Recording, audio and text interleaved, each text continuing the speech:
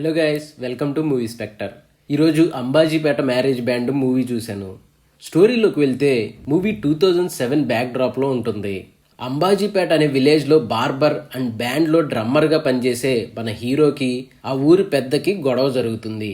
అసలు ఆ గొడవ ఏంటి, ఎందుకు జరిగింది, హీరో సిస్టర్కి ఆ ఊరి పెద్దకి ఉన్న రిలేషన్ ఏంటి, చివరికి ఏం జరిగింది అనేది మూవీలో చూడాలి. డెబ్యూటెంట్ డైరెక్టర్ అయిన దుష్యంత్ కటికినేని ఈ మూవీని డైరెక్షన్ వైజ్ బాగానే హ్యాండిల్ చేశారు. కాకపోతే ఇలా క్యాస్ట్ డిస్క్రిమినేషన్, విలేజ్లో రిచ్కి పూర్కి మధ్య ఫైట్, ఇలాంటి స్టోరీస్ ఇప్పటికే చాలా వచ్చాయి. అలాగే హీరో హీరోయిన్కి మధ్య వచ్చే లవ్ స్టోరీ కూడా రొటీన్గా ఉంటుంది.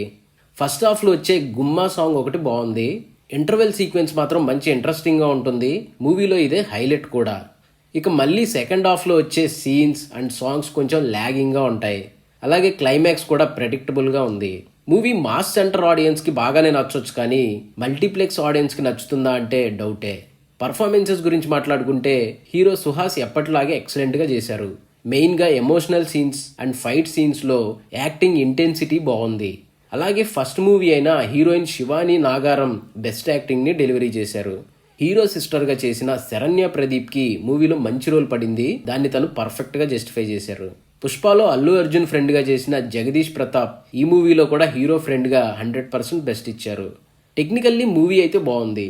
వాజిద్ బైక్ సినిమాటోగ్రఫీ మూవీ బ్యాక్ డ్రాప్ని, సీన్స్ని ఎస్టాబ్లిష్ చేయడానికి బాగా హెల్ప్ అయింది. Sekhar Chandra music and songs డీసెంట్గా ఉన్నాయి. ఎడిటింగ్ వర్క్ కూడా పర్లేదు. మూవీలో ప్లస్లు అయితే యాక్టర్స్ పర్ఫార్మెన్సెస్, టెక్నికల్ వర్క్. మైనస్లు అయితే ప్రెడిక్టబుల్ స్టోరీ అండ్ ల్యాగ్. ఓవరాల్గా మూవీ నాకు జస్ట్ యావరేజ్గా అనిపించింది.